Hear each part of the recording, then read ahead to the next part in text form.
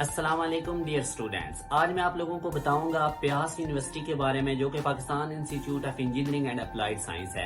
ये government sector की university है और इसके अंदर बीएस के जितने भी प्रोग्राम्स हैं वो इस्लामाबाद के कैंपस में करवाए जाते हैं रेगुलर फीस की बेस पे।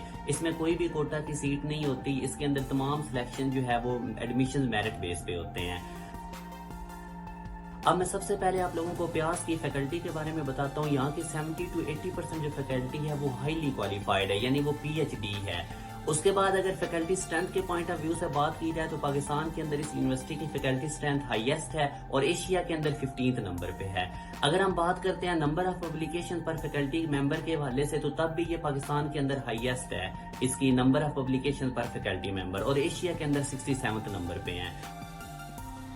प्रैक्टिकल लैब्स के बारे में बात करें तो यहाँ पर हाई टेक और highly qualified up to dated यहाँ पे लैब्स हैं। उनके अंदर जदीद टेक्नोलॉजी है और इवन के अभी तो ये भी कहा जा रहा है कि 4 से 5 क्वांटम कंप्यूटर्स भी लैब्स के अंदर आ रहे हैं या मे भी आ चुके हों। और यहाँ का जो टेक्नीशियन स्टाफ है, जो लैब अटेंडेंट है, वो बहुत ज्यादा हाईली क्वालिफाइड है। तो यही वजह है कि स्टूडेंट्स को एक तो एकेडमिकली फोकस्ड एनवायरनमेंट मिलता है और दूसरा उनको प्रैक्टिकली वर्क सीखने का बहुत ज्यादा एनवायरनमेंट मिलता है। बेसिकली जो प्यास है ये पाकिस्तान एटॉमिक एनर्जी जो कमीशन है उसकी रिक्रूटमेंट रिक्वायरमेंट्स को फुलफिल करने के लिए बनाया गया है। उनको जिस तरह के साइंटिस्ट चाहिए होते हैं, इंजीनियर्स चाहिए होते हैं, जिनके पास डिटेल नॉलेज हो, इन डेप्थ नॉलेज हो और उनको नॉलेज अप्लाई करना आना चाहिए। यही वजह है जब प्यास से कोई ग्रेजुएट होकर निकलता है, कोई इंजीनियर साइंटिस्ट बन के निकलता है, तो उसमें वो तमाम सलाहियतें होती हैं कि वो टॉप 3 इंजीनियर और साइंटिस्ट बन सकता है। और इन्हीं लोगों में से आने वाले दिनों में कोई डॉक्टर अब्दुल कदीर खान बनेगा, कोई डॉक्टर समर बिन मुबारक बनेगा। तो ये मगर इसके लिए कॉस्ट होती है। आप लोगों को जो भी प्यास के अंदर तभी स्टूडेंट्स कंटिन्यू कर सकते हैं जब क्लासेस के अलावा भी उनको 2 से 3 घंटे स्पेयर करने पड़ते हैं टाइम के लिए, क्योंकि ये जितनी हाईली क्वालिफाइड फैकल्टी है वो उसी तरह स्टूडेंट से भी आगे डिमांड कर रहे होते हैं कि जो प्रोजेक्ट्स उनको असाइन किए जाएंगे वो भी आगे उसी लेवल का रिस्पॉन्स करेंगे। तो इसलिए स्टूडेंट्स को एक्स्ट्रा टाइम भी देना पड़ता है पढ़ाई के लिए। सोशल लाइफ प्यास के अंदर कम है, ज्यादातर एकेडमिकली फोकस्ड एनवायरनमेंट है यहाँ पे। उसके बाद अगर मैं बात करूं यहाँ पे ये जॉब के पॉइंट ऑफ व्यू से प्यास यूनिवर्सिटी बहुत अच्छी है। यहाँ पे जॉब की बहुत ज्यादा सिक्योरिटी होती है। इवन के 3rd सेमेस्टर के अंदर ही स्टूडेंट्स को जॉब मिल जाती है। जो नेस्कॉम एक बहुत बड़ी कंपनी है, वो 3rd सेमेस्टर में ही हर डिपार्टमेंट में से 3-3, 4-4 स्टूडेंट्स को हायर करते हैं और यूं वो एक बैच में से 25 to 30 स्टूडेंट्स की सिलेक्शन कर लेते हैं।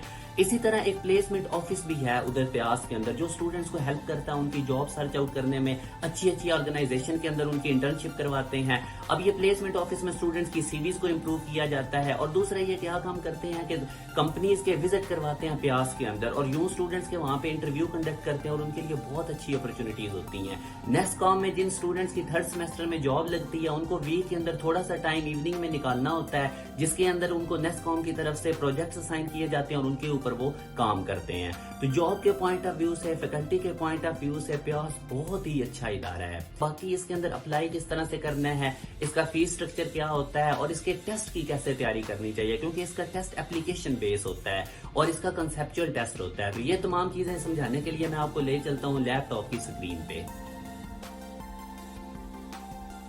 अभी हम बात करते हैं प्यास के डिसिप्लिन्स के ऊपर। अगर इंजीनियरिंग के डिसिप्लिन्स देखे जाएं तो electrical engineering, chemical engineering, mechanical engineering, metallurgy and material engineering, ये वाले डिसिप्लिन्स इंजीनियरिंग में प्यास ऑफर करती है। इसी तरह साइंसेज के अंदर कंप्यूटर इंफॉर्मेशन साइंस और फिजिक्स को ऑफर किया जाता है। अब यहाँ से मैं आपको एलिजिबिलिटी क्राइटेरिया बताता हूँ कि जो मिनिमम 60% मार्क्स होने चाहिए मैट्रिक में भी या ओ लेवल में और इंटरमीडिएट में भी या ए लेवल में। 60% मार्क्स दोनों में होने चाहिए, इंटर और मैट्रिक में, तब आप प्यास के एंट्री टेस्ट के लिए अप्लाई कर सकते हैं। जो एफएससी प्री इंजीनियरिंग के स्टूडेंट्स हैं वो इंजीनियरिंग के तमाम डिसिप्लिन के अंदर अप्लाई कर सकते हैं और एफएससी प्री इंजीनियरिंग वाले साइंसेज के अंदर भी अप्लाई कर सकते हैं। मगर ये मतलब कि ये प्यास के तमाम डिसिप्लिन में एफएससी प्री इंजीनियरिंग वाले स्टूडेंट्स अप्लाई कर सकते हैं। जबकि जो प्री मेडिकल और आईसीएस के स्टूडेंट्स हैं वो सिर्फ BS computer and information science और बीएस फिजिक्स, इन 2 डिसिप्लिन के अंदर अप्लाई कर सकते हैं। वो वाले कैंडिडेट जिनका प्री मेडिकल का बैकग्राउंड है और उन्होंने मैथ को एज अ एडिशनल सब्जेक्ट रखा हुआ है तो वो भी एलिजिबल होते हैं अप्लाई करने के लिए। अब एक बहुत इंपॉर्टेंट इन्फॉर्मेशन मैं आपको दे रहा हूँ कि जो जर्नल साइंस वाले स्टूडेंट्स होते हैं वो भी BS computer and information science और बीएस फिजिक्स के प्रोग्राम्स में अप्लाई कर सकते हैं। अब जर्नल साइंस वाले स्टूडेंट्स को नहीं पता होता तो वो भी एलिजिबल हैं प्यास के अंदर इन 2 डिसिप्लिन में अप्लाई करने के लिए। इसी तरह जो डिप्लोमा ऑफ एसोसिएट इंजीनियर यानी DAE वाले स्टूडेंट्स हैं जिन्होंने फिजिक्स केमिस्ट्री और मैथ के साथ DAE किया हुआ है, वो भी एलिजिबल होते हैं BS इंजीनियरिंग प्रोग्राम्स में प्यास के अंदर अप्लाई करने के लिए, मगर उनके 60% मार्क्स होने चाहिए। तो वो वाले स्टूडेंट जो अभी जिनका भी रिजल्ट नहीं आया होता वो भी इसमें अप्लाई कर सकते हैं होप सर्टिफिकेट के थ्रू, जिसमें उन्होंने बनाना होता है होप सर्टिफिकेट के उनके 60% मार्क्स आ जाएंगे। तो जब उनकी सिलेक्शन हो जाएगी तो उस वक्त जब ज्वाइनिंग करनी है प्यास को, तो तब इंटर में उनके 60% मार्क्स होने चाहिए। अब मैं आपको फ़ीस स्ट्रक्चर इसका बताता हूँ।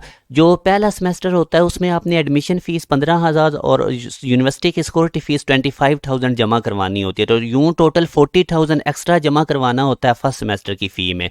तो अब अगर हम बात करें टोटल फ़ी की, अगर आपने हॉस्टल अकोमोडेशन और प्यास की ट्रांसपोर्ट को निकाल के, तो टोटल 99,000 आपने पहले सेमेस्टर में सबमिट करवाना होता है, और आगे जो सेमेस्टर्स होंगे उनमें इसमें से 40,000 कम कर दें तो 59,000 आप लोगों ने नेक्स्ट सेमेस्टर में जमा करवाना है।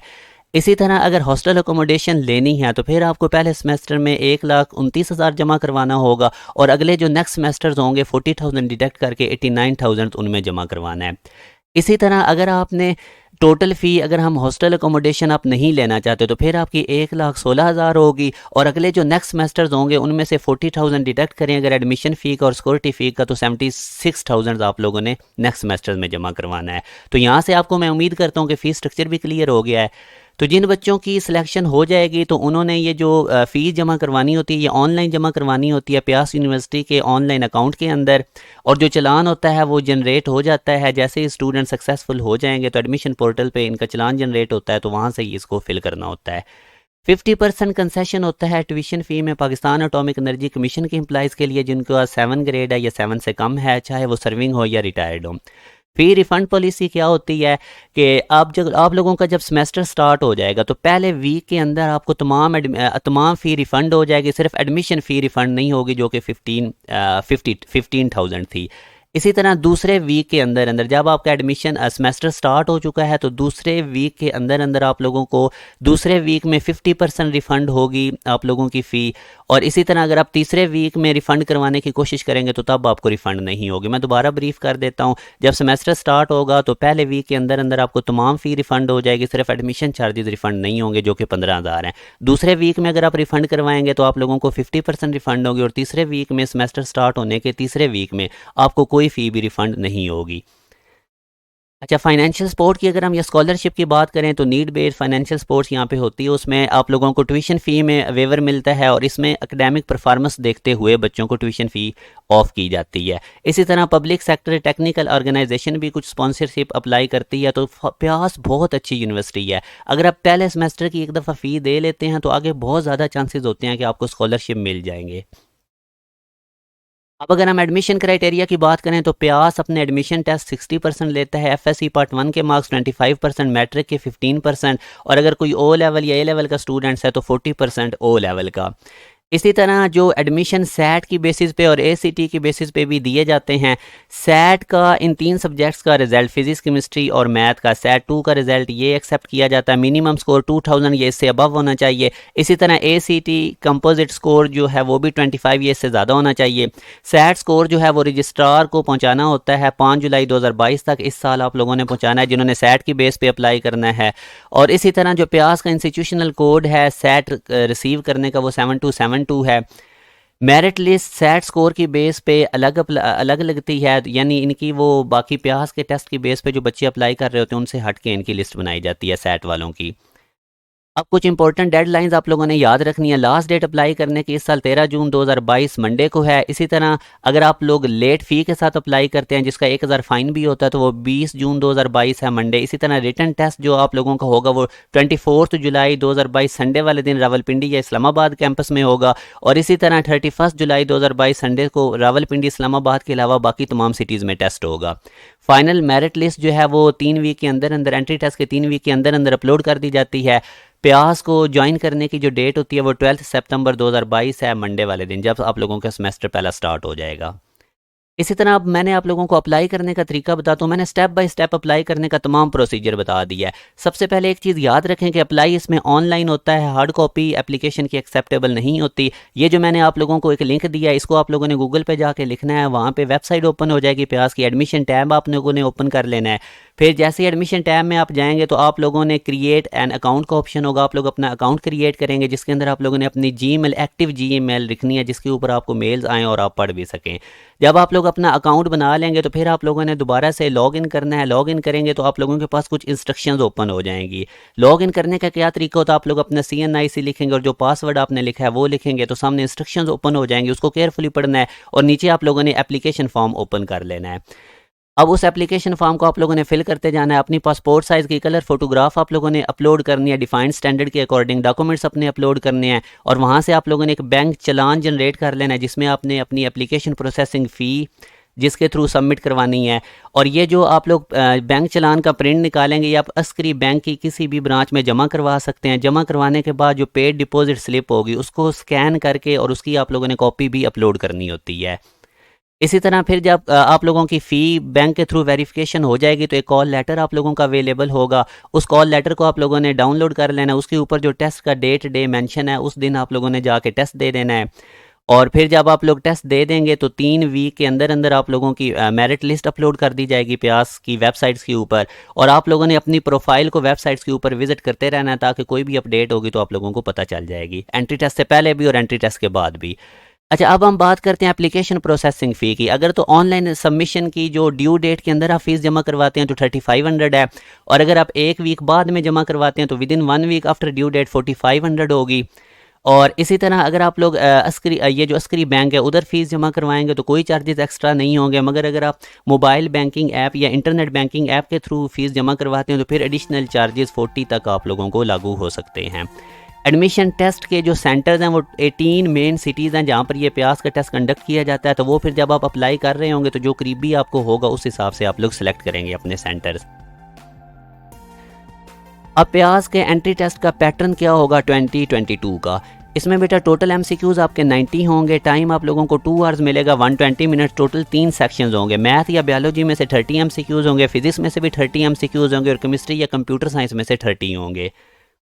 अब प्यास के एंट्री टेस्ट के मैं बहुत इंपॉर्टेंट आपको टिप्स एंड ट्रिक्स देने लगा हूँ। सबसे पहले मैं आप लोगों के साथ मैथ के पास्ट पेपर्स आपके साथ कुछ डिस्कस करता हूँ क्वेश्चन, ताकि आप लोगों को आइडिया हो जाए। अब जैसे ये आप लोगों के सामने क्वेश्चन आ रहा है, इसमें वो पूछ रहा है कि ये सीरीज़ क्या है। अब देखें डाइवर्जेंट सीरीज़ क्या होती है, जो डाइवर्ज करती है, फैलती है। इसका अगर हम सम करें तो हमारे पास अनडिफाइन आता है, इसका सम एक नंबर नहीं आता। अब अगर हम कन्वर्जेंट सीरीज़ की बात करें तो ये कन्वर्ज होती है एक पॉइंट पे जाके और इसका सम एक नंबर होता है, 0 या कोई भी नंबर हो सकता है। फ्लक्चुएटिंग सीरीज़ ये भी आपके सिलेबस में नहीं है, ये इरेगुलर फॉर्म से फ्लक्चुएट करती है। और इसी तरह ऑसिलेटरी सीरीज़ जो होती है ये 2 स्मॉल इंटरवल के दरमियान ऑसिलेट करती है 2 नंबर्स में। जैसे ये ग्राफ देखें, आपको cos 1/x sin 1/x ये ऑसिलेट करता आपको नज़र आ रहा है 2 इंटरवल के दरमियान।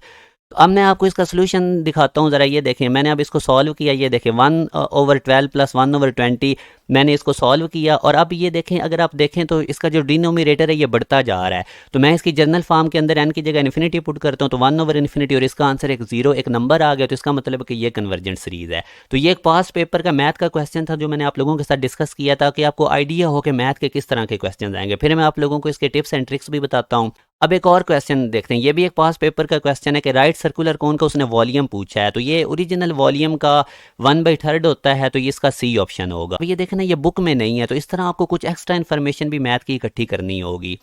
और अब ये अगला एक क्वेश्चन पूछ रहा है, स्मॉलेस्ट पेरीमीटर पूछ रहा है रेक्टेंगल का जिसका एरिया गिवन है 25 सेंटीमीटर स्क्वायर।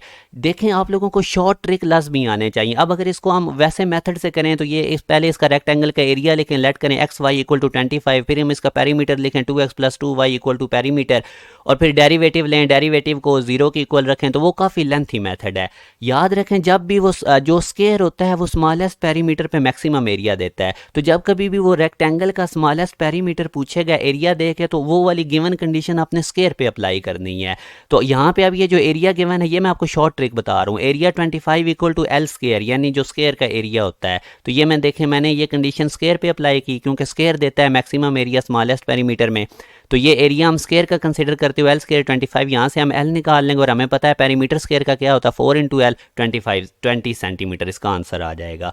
तो अगेन मैं अब आपको रिपीट कर देता हूँ कि जब भी वो आपसे स्मॉलेस्ट पेरीमीटर पूछेगा रेक्टेंगल का और उसमें मैक्सिमम एरिया वो दे देगा, तो वो कंडीशन जो गिवन कंडीशन है आप लोगों ने वो स्केयर पे अप्लाई करनी है।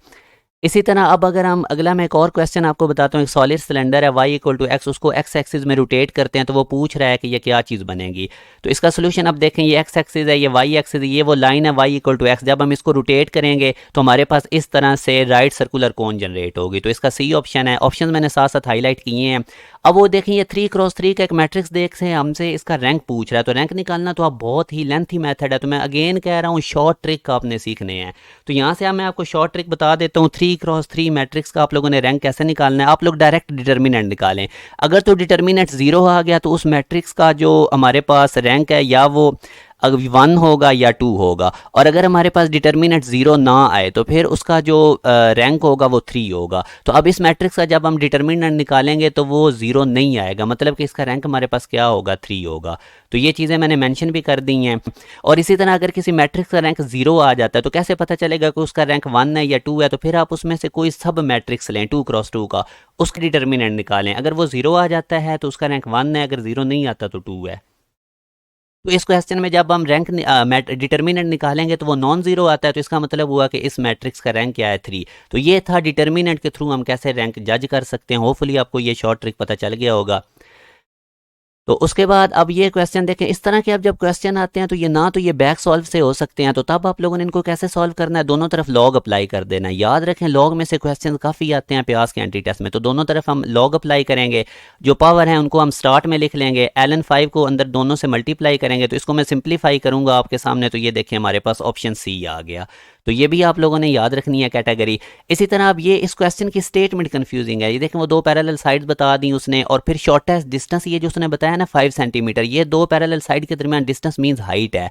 तो अगर मैं ये डायग्राम बनाऊं तो ये देखें, ये इनके दरमियान शॉर्टेस्ट डिस्टेंस 5 था, वो ऊपर दोनों पैरेलल साइड थी। तो ये बेसिकली ट्रापीजियम का वो एरिया पूछ रहा है, और उसका फार्मूला क्या होता है, sum of parallel side into height, और हाफ से मल्टीप्लाई कर देना है। तो बस वैल्यूज प्लग इन करेंगे और हमारे पास आंसर आ जाएगा 125 सेंटीमीटर स्क्वायर, जो कि सी ऑप्शन है।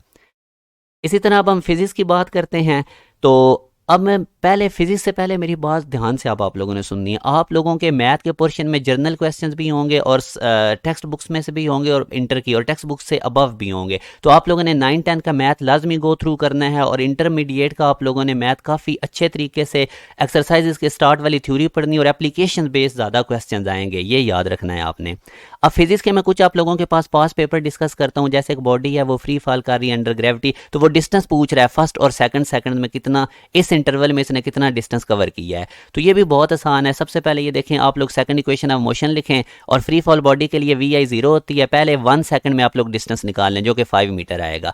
इसी तरह आप लोग सेकंड इक्वेशन यूज करते हुए 2 सेकंड के अंदर उसका डिस्टेंस निकाले। तो अब इस 1 और 2 सेकंड के इंटरवल में हमने जो डिस्टेंस निकालना है, तो S2 को S1 में से माइनस कर दें, 15 मीटर आंसर आएगा। तो फिजिक्स के भी ज़्यादा न्यूमेरिकल बेस्ड क्वेश्चंस आएंगे, एप्लीकेशन बेस्ड। जैसे कि मैंने आपको वीडियो के स्टार्ट में बताया था, इन्होंने कॉन्सेप्ट चेक करने हैं। इनको वो वाले स्टूडेंट्स चाहिए जिनके पास जिनको एप्लीकेशंस पे ग्रिप हो, कि जो उन्होंने पढ़ा हुआ है वो उनको अप्लाई करना आता है या नहीं आता। फार्मूलाज पे आप लोगों के फिंगर टिप्स पे होने चाहिए, और एप्लीकेशंस आपने फोकस रखना है, न्यूमेरिकल सॉल्व करने हैं मैक्सिमम फिजिक्स के। अब एक और क्वेश्चन डिस्कस करते हैं। ये डिस्प्लेसमेंट आपको गिवन है, वेलोसिटी पूछ रहा है, वो कब जीरो होगी, किस टाइम पे। तो अब ये देखें, आप लोगों ने एक यहाँ पे चीज़ याद रखनी है कि अगर हम डिस्प्लेसमेंट का डेरिवेटिव लें विद रिस्पेक्ट टू टाइम, तो वो वेलोसिटी बन जाती है। तो ये देखें, डिस्प्लेसमेंट गिवन है -2/3 t² + 16t + 2, इसका हम लेंगे डेरिवेटिव। तो डेरिवेटिव आप कैसे लेंगे, -2/3 तो कांस्टेंट है, t² का 2t हो जाएगा, और 16t का 16 और 2 का 0। तो ये जब मैंने इस गिवन डिस्प्लेसमेंट का डेरिवेटिव लिया तो ये वेलोसिटी बन गई। अब वो पूछ रहा है वेलोसिटी 0 होगी किस टाइम में, तो v की जगह 0 पुट करें, और यहाँ से टाइम आप लोगों ने निकाल लेना है। तो मैं उम्मीद करता हूँ ये 12 सेकंड है कि आपको आइडिया हो गया होगा कि किस तरह के क्वेश्चंस आने हैं। इसी तरह वो कहता है कि 8 इक्वल रेजिस्टेंस है, उनकी रेजिस्टेंस R है, तो उनमें से 2 पैरेलल जोड़ के इस तरह के 4 ग्रुप बनते हैं पैरेलल में, और उनको फिर सीरीज में अटैच किया जाता है। देखें, जब सेम रेजिस्टेंस होना तो उनकी इक्विवेलेंस कैसे निकालते हैं पैरेलल में, अगर R/N, अगर R के तमाम हैं तो R उनकी तादाद से डिवाइड कर दें। अब टोटल उसने 4 ग्रुप बनाए पैरेलल में, तो टोटल रेजिस्टेंस सब की R थी। तो ये देखें, R/2 R/2 R/2 R/2, फिर इन चारों को सीरीज में जोड़ दिया, प्लस कर देंगे, और यूं इसको सॉल्व करेंगे तो 2R हमारे पास ऑप्शन आएगा। इसी तरह अब अगला हम नेक्स्ट एक पास्ट पेपर वाला फिजिक्स का क्वेश्चन डिस्कस करते हैं। वो कहते हैं कि ऑटोमोबाइल है, वो ट्रैवल कर रही है 60 किलोमीटर पर आवर की स्पीड से, ब्रेक लगाते हैं और वो डिस्टेंस कवर करती है 20 मीटर। फिर वो कहता है अगर स्पीड डबल कर दें 60 की बजाय 120 किलोमीटर पर आवर, तो फिर वो कितना डिस्टेंस कवर करेगी। बेसिकली वो स्पीड और डिस्टेंस का रिलेशन पूछ रहा है। तो यहाँ पे भी आप देखें हमें वर्क एनर्जी प्रिंसिपल पता है, अगर मैं वैल्यूज प्लग इन करूँ वर्क की और काइनेटिक एनर्जी की, तो अब डिस्प्लेसमेंट और वेलोसिटी में देखें आप लोगों को डायरेक्ट रिलेशन नजर आ रहा है। यानी अगर वेलोसिटी डबल होगी उसका स्केयर कर दें तो डिस्टेंस 4 टाइम हो जाएगा। तो इस क्वेश्चन में यही हो रहा है, वेलोसिटी वो डबल कर रहा है तो डिस्टेंस 4 टाइम, यानी 20 का 4 टाइम करें तो 80 मीटर वो कवर करेगी अगर वेलोसिटी डबल होती है। तो न्यूमेरिकल आपकी बड़ी ग्रिप में होनी चाहिए। इसी तरह अब ये क्वेश्चन है एक चार्ज ऑयल ड्रॉप एक्सपेरिमेंट, आपने मिल्किंस मेथड में पढ़ा था। उसने हमारे पास ये वैल्यूज़ गिवन है इलेक्ट्रिक फील्ड की भी, और हमसे वो पूछ रहा है कि चार्ज ऑन ऑयल ड्रॉपलेट कितना होगा। तो हमें पता है कि जब वो ऑयल ड्रॉपलेट सस्पेंड करता है तो हमारे पास इलेक्ट्रिक फोर्स वेट की इक्वल होती है। यहाँ से क्यू साइड पे करें, वैल्यूज़ प्लग इन करें तो आंसर आएगा। याद रखें प्यास के एंट्री टेस्ट के अंदर आपको कैलकुलेटर अलाउ होता है और कुछ सालों से नेगेटिव मार्किंग भी नहीं हो रही, मगर आपने कैलकुलेटर का मिस यूज़ नहीं करना। जो बाज़ औक़ात कुछ कैलकुलेशन कैलकुलेटर पर करने से ज़्यादा टाइम लगता है तो वो बंदा खुद कर ले तो जल्दी हो जाती हैं। तो आप लोगों ने सोच समझ के क्वेश्चन करने हैं। मैथ फिजिक्स के एप्लीकेशन बेस्ड क्वेश्चन होंगे, तभी वो टाइम भी ज़्यादा देते हैं 2 आवर्स का, और एमसीक्यूज भी उन्होंने 90 होने, कैलकुलेटर अलाउ होगा तो आप लोगों ने सोच समझ के करने हैं। फार्मूलाज आपकी फिंगर टिप्स पे होने चाहिए। अब मैं फाइनल आपको टिप्स एंड ट्रिक्स दे रहा हूँ, फुल ध्यान से आपसे समझने हैं। प्यास का एंट्री टेस्ट मोस्टली इनके पास्ट पेपर से आता है। पास्ट पेपर्स आप लोगों ने प्यास के अरेंज करने हैं। आप लोगों को काफ़ी ज़्यादा क्वेश्चन पास्ट पेपर में से रिपीट मिलेंगे। एक एक चीज़ एक्सपीरियंस बेस्ड है जो मैं आप लोगों को टिप्स एंड ट्रिक्स दे रहा हूँ। मोस्टली क्वेश्चन न्यूमेरिकल बे टाइप होंगे, डायग्राम की तरह के होंगे, जो अभी मैं आप लोगों को बता भी रहा था। तो न्यूमेरिकल्स आप लोगों ने मैक्सिमम सॉल्व करने हैं। फेडरल की बुक्स बहुत ज़्यादा बेटर हैं प्यास के एंट्री टेस्ट के लिए। फेडरल की बुक्स में से ज़्यादा क्वेश्चन आता है। पंजाब की भी पढ़ें, फेडरल की भी पढ़ें। उसके बाद आप लोगों ने पास्ट पेपर्स अगेन मैं कह रहा हूँ ज़रूर सॉल्व करने हैं। न्यूमेरिकल मैक्सिमम सॉल्व करने हैं। फार्मूला शीट बनानी है। फार्मूला आपकी फिंगर टिप्स में होने चाहिए। बाज़ क्वेश्चन के अंदर 2-2, 3-3 फार्मूलाज अप्लाई होंगे। उसके बाद आप लोगों ने साइडेड इन्फॉर्मेशन को केयरफुली पढ़ना है, फिजिक्स की और बाकी सब्जेक्ट्स की भी। समरी आप लोगों ने हर चैप्टर के एंड वाली ज़रूर पढ़नी है, केमिस्ट्री, कंप्यूटर, फिजिक्स की। और जो मैथ की एक्सरसाइज के स्टार्ट में थ्योरी लिखी होती है उसको बिल्कुल भी इग्नोर नहीं करना। एप्लीकेशन बेस्ड क्वेश्चंस आप लोगों ने ज़्यादा फोकस रखना है। तो मैथ का मैं जैसे कि आपको बता रहा था कि जर्नल क्वेश्चन भी आते हैं, टेक्स्ट बुक में से भी आते हैं। 9-10 का मैथ आप लोगों ने लाजमी उसको एक दफ़ा गो थ्रू करना है। और उसके बाद आप लोगों ने एक्सरसाइज के स्टार्ट वाली थ्योरी जो मैं कह रहा था वो ज़रूर पढ़नी है। शॉर्ट ट्रिक लाजमी सीखें। लॉन्ग क्वेश्चंस आते हैं, शॉर्ट ट्रिक लाजमी सीखें। टाइम फिर भी मैनेज करना होता है आप लोगों ने। तो शॉर्ट ट्रिक, जैसे कि अभी मैंने आपको कुछ शॉर्ट ट्रिक बताए भी थे मैथ के पास्ट पेपर्स में। उसके बाद केमिस्ट्री टेक्स्ट बुक में से आएगी, इसकी कोई इतनी टेंशन लेने की ज़रूरत नहीं। सिर्फ आप लोगों ने अपनी टेक्स्ट बुक को अच्छी तरह से रीड कर लेना। बायो कंप्यूटर साइंस भी टेक्स्ट बुक में से ही होंगी। बस पंजाब फेडरल बोर्ड पहले आप रीड करें, उसके बाद पंजाब की टेक्स्ट बुक और मैट्रिक लेवल पे भी आप लोगों ने एक दफ़ा रीडिंग करनी है।